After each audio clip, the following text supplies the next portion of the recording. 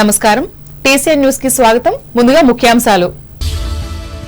పాడి రైతులకు సబ్సిడీపై దాణా సరఫరా చేస్తున్న కూటమి ప్రభుత్వం. తాడేరులో వెల్లడించిన భీమవరం ఎమ్మెల్యే పులపర్తి. రాజ్యసభ సభ్యునిగా ఈ నెల 28న ప్రమాణ స్వీకారం చేయనున్న బీజేపీ సీనియర్ నేత పాక వెంకట సత్యనారాయణ. అభినందించిన నాయకులు, కార్యకర్తలు. రవాణా వాహనాలపై గ్రీన్ ట్యాక్స్ తగ్గించడం పట్ల తణుకులో హర్షం వ్యక్తం చేసిన లారీ ఓనర్లు. ఎమ్మెల్యే ఆర్మిలికి అభినందనలు.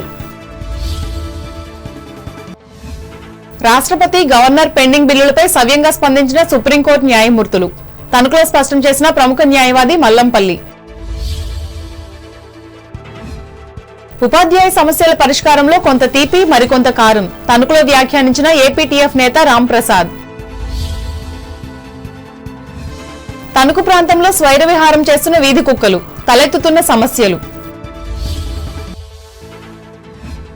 తాడేపల్లిగూడెం మండలం జగన్నాథపురం గ్రామంలో పేదలకు ఉచితంగా వైద్య సేవలు అందించిన బజరంగబలి యూత్ అసోసియేషన్. సంక్షేమ వసతి గృహాలలో తక్షణమే అన్ని మౌలిక సౌకర్యాలను కల్పించాలి. రాజమండ్రిలో సంబంధిత అధికారులను ఆదేశించిన తూర్పుగోదావరి జిల్లా కలెక్టర్ ప్రశాంతి. బడుగు బలహీన వర్గాల సంక్షేమం కోసమే ఆంధ్రప్రదేశ్ లో ఆవిర్భవించిన తెలుగుదేశం పార్టీ. రాజమండ్రి జిల్లా మహానాడు సభలో ప్రకటించిన రాష్ట్ర skill development corporation chairman Burugupalli. Vadapalli వెంకన్నాలి అభివృద్ధికి మాస్టర్ ప్లాన్ కోసం కృషి వివరించిన దేవాదాయ శాఖ కమిషనర్ రామచంద్రమోహన్. పాల్గొన్న కొత్తపేట ఎమ్మెల్యే బండారు. కోకో పంటకు చట్టం తీసుకొచ్చి గిట్టుబాటు ధరలను నిర్ణయిస్తాం. ఏలూరులో ఉద్బోధించిన రాష్ట్ర మంత్రి కింజరాపు. కూటమి ప్రభుత్వం పాడి రైతులకు సబ్సిడీపై దాణా సరఫరా చేస్తుందని భీమవరం ఎమ్మెల్యే, రాష్ట్ర public accounts committee chairman Pulaparthi Ramanjaneyulu తెలిపారు. భీమవరం నియోజకవర్గ పరిధిలోని తాడేరు గ్రామంలో శుక్రవారం పాడి యజమానులకు సబ్సిడీపై పశువుల దాణా పంపిణీ చేసే కార్యక్రమంలో ఆయన పాల్గొని మాట్లాడారు. వాటి ఆరోగ్యం, ఉత్పత్తిని కాపాడటానికి నాణ్యమైన సమీకృత దాణా సరఫరా చేస్తున్నామన్నారు. తెల్ల రేషన్ కార్డు కలిగిన వారికి 50% రాయితీ అందిస్తున్నట్లు వెల్లడించారు. ఒకే కుటుంబానికి గరిష్టంగా 10 పశువులు ఉంటే ఈ బీమా వర్తిస్తుంది. 15,000 విలువ చేసే పశువుకి ప్రీమియం 940 రూపాయలు, ప్రభుత్వ సబ్సిడీ 816 రూపాయలు. అంటే రైతు వాటా 149 రూపాయలు కడితే ఈ పశువు బీమా వస్తుంది. అది ప్రమాదవశాత్తు కానీ అనారోగ్యం కానీ మరణించినట్లయితే రైతుకి 15,000 రూపాయలు బీమా వచ్చేస్తుంది. అట్లాగే 1,00,000 రూపాయల వరకు ఈ బీమా సౌకర్యం ఉంది. దీన్ని అందరూ ఉపయోగించుకోండి. ప్రభుత్వ సబ్సిడీ నాటు పశువులకైతే 816 రూపాయలు, మేలు చేయని పశువులకైతే 1,630 రూపాయలు ప్రీమియం కట్టినట్లయితే మీ పశువులకి బీమా కూడా ఉంటుంది.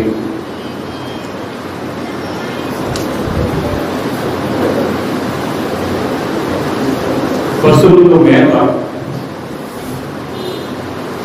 ఈ మేత ఎన్ఆర్టీఎస్ కింద పెట్టి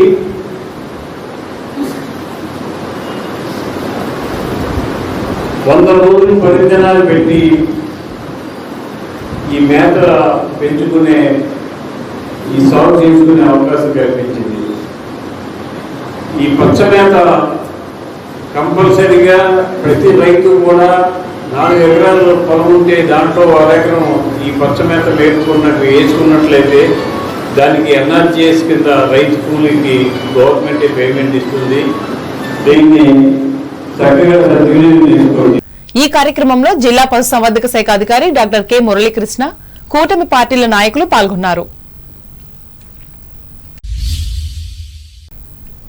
ఆంధ్రప్రదేశ్ శాసనసభ నుంచి బీజేపీ తరపున రాజ్యసభ సభ్యునిగా ఎన్నికైన తాను ఈ నెల 28వ తేదీన ఢిల్లీలో ప్రమాణ స్వీకారం చేయనున్నట్లు పాక వెంకట సత్యనారాయణ భీమవరంలో శుక్రవారం తెలిపారు.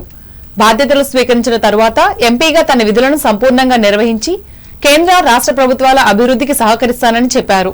తనను తొలి నుంచి ఆదరిస్తున్న పశ్చిమ గోదావరి జిల్లా అభివృద్ధికి కూడా పాటుపడతానని వివరించారు. స్పష్టమైనటువంటి సంకేతాలు ఈ సమాజానికి భారతీయ జనతా పార్టీ నాయకత్వం తెలియజేయడం జరిగింది. ఒకటి, సుదీర్ఘకాలంగా పనిచేసేటటువంటి కార్యకర్తకి ఒక సముచిత స్థానం కల్పించగలిగేటటువంటి సత్తా కలిగిన ఏకైక రాజకీయ పార్టీ బీజేపీ అని. రెండు, ఒక వెనుకబడిన తరగతుల వ్యక్తులకు సముచితమైనటువంటి స్థానం కల్పించగలిగేటటువంటి అవకాశం కూడా ఒక భారతీయ జనతా పార్టీలో ఉందనేటటువంటి రెండు స్పష్టమైనటువంటి సంకేతాలు ఆ యొక్క ఎంపిక ద్వారా ఈ సమాజానికి తేటగా జరిగింది.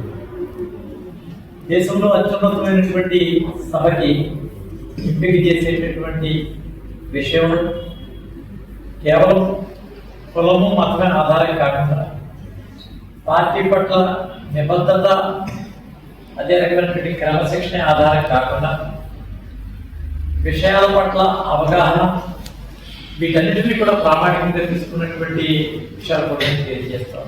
ఈ కార్యక్రమంలో బీజేపీ జిల్లా అధ్యక్షురాలు అయినంపూడి శ్రీదేవి, మాజీ అధ్యక్షులు నాన్ని తాతాజీ, జిల్లా ప్రధాన కార్యదర్శులు అల్లూరు సాయి దుర్గరాజు, కోమటి రవికుమార్, నియోజకవర్గ కన్వీనర్ కాయిత సురేంద్ర, పట్టణ అధ్యక్షులు అడబాల శివలు పాల్గొన్నారు.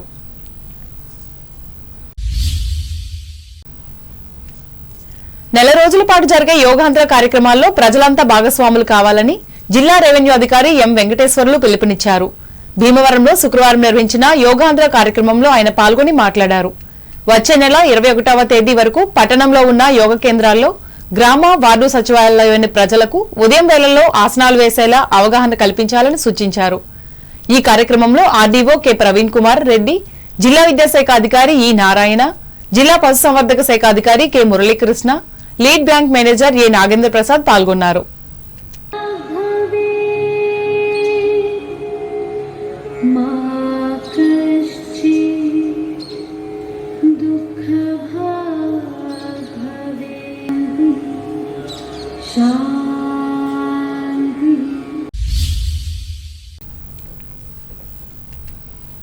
అన్ని రవాణా వాహనాలకు గత ప్రభుత్వంలో పెంచిన గ్రీన్ ట్యాక్స్ ను తగ్గిస్తూ ముఖ్యమంత్రి చంద్రబాబు నాయుడు తీసుకున్న నిర్ణయాన్ని అభినందిస్తూ తణుకు ఎమ్మెల్యే ఆర్మిల్ రాధాకృష్ణను లారీ యజమానులు శుక్రవారం కలిసి ప్రశంసించారు.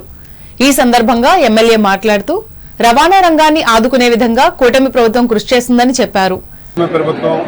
గౌరవ ముఖ్యమంత్రి నారా చంద్రబాబు నాయుడు గారు ట్రాన్స్పోర్టేషన్ రంగానికి అన్ని విధాలుగాను కూడా న్యాయం చేసే విధంగా తీసుకున్నటువంటి చర్యల్లో భాగంగా ప్రభుత్వం గ్రీన్ ట్యాక్స్ని తగ్గించడం జరిగింది. గతంలో 8,000 రూపాయల నుంచి 18,000 రూపాయలు గ్రీన్ ట్యాక్స్ ఏదైతే చెల్లించేవారో దాన్ని ఈరోజు 1,500 రూపాయల నుంచి 3,000 రూపాయలలోపు గ్రీన్ ట్యాక్స్ వచ్చే విధంగా ప్రభుత్వం ఉత్తర్వులు ఇవ్వడం జరిగింది. 7 సంవత్సరాల వరకు 1,500 రూపాయలు మాత్రమే, అలాగే 7 సంవత్సరాల నుంచి 12 సంవత్సరాలు దాటినటువంటి వెహికల్స్ అన్నింటికీ కూడా 3,000 రూపాయలు చెల్లించే విధంగా ప్రభుత్వం ఉత్తర్వులు ఇవ్వడం జరిగింది. ఈ సందర్భంలో వారందరూ కూడా వచ్చి చంద్రబాబు నాయుడు గారికి, కూటమి ప్రభుత్వానికి ధన్యవాదాలు తెలియజేయడం చాలా సంతోషం. ముఖ్యంగా నారా లోకేష్ గారు యువగలం పాదయాత్ర సందర్భంలో ఆ రోజు లారీ ఓనర్స్ అందరూ కూడా ఈ గ్రీన్ ట్యాక్స్ విషయాన్ని ఆయన దృష్టికి తీసుకురావడం, ఆ రోజు స్పష్టమైనటువంటి హామీని కూడా కూటమి ప్రభుత్వం వచ్చిన వెంటనే గ్రీన్ ట్యాక్స్ని తగ్గిస్తామని చెప్పారు. దానికి అనుగుణంగా ఈరోజు ప్రభుత్వం ఉత్తర్వులు ఇవ్వడం జరిగింది. అదేవిధంగా ట్రాన్స్పోర్టేషన్ రంగానికి అన్ని విధాలుగాను కూడా ఊతం ఇచ్చే విధంగా చంద్రబాబు నాయుడు గారు ప్రభుత్వం వచ్చిన తర్వాత, ఈరోజు కూటమి ప్రభుత్వం ఏర్పడిన తర్వాత రోడ్ల నిర్మాణం కానీ, రోడ్ల పాట్‌హోల్స్ ఫిల్లింగ్ కానీ ఇటువంటివన్నీ కూడా చర్యలు తీసుకుని, అలాగే అన్ని రకాలుగాను కూడా ట్రాన్స్పోర్టేషన్ రంగాన్ని ఇంకా వృద్ధిలోకి తీసుకొచ్చే విధంగా ఈ ప్రభుత్వం అండగా నిలబడుతుందని ఈ సందర్భంగా తెలియజేస్తారు. ఈ కార్యక్రమంలో సంబంధిత ప్రతినిధులు పాల్గొన్నారు. కాగా ఈ నెల 27, 28, 29 తేదీల్లో కడపలో జరిగే మహానాడుడు విజయవంతం చేయాలని ఆర్మిల్లి టీడీపీ కార్యకర్తలకు విజ్ఞప్తి చేశారు. రాష్ట్రాల బిల్లులను ఆమోదించే విషయంలో గవర్నర్, రాష్ట్రపతులకు గడువు విధిస్తూ సుప్రీంకోర్టు ఇచ్చిన తీర్పును విమర్శించడం సరైంది కాదని తణుకుకు చెందిన ప్రముఖ న్యాయవాది మల్లంపల్లి బాలాజీరావు అభిప్రాయపడ్డారు.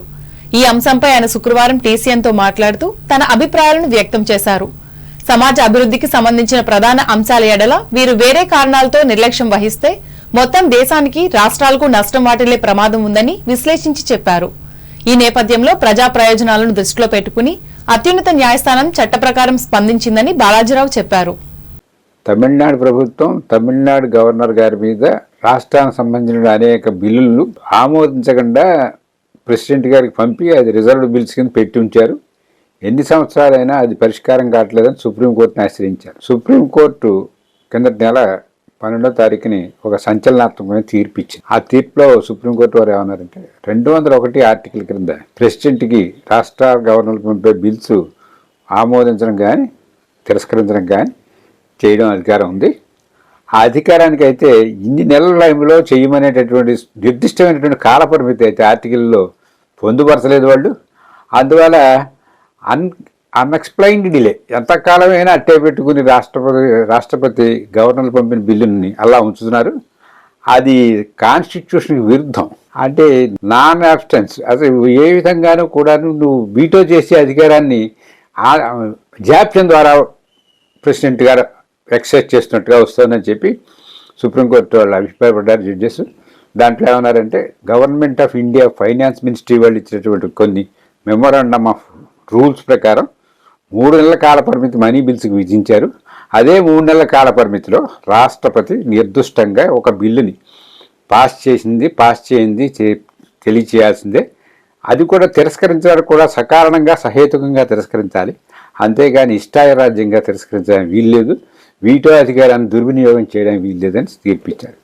ఈ తీర్పు సంచలనాత్మకమైన తీర్పు, అందులో ఏమీ సందేహం లేదు.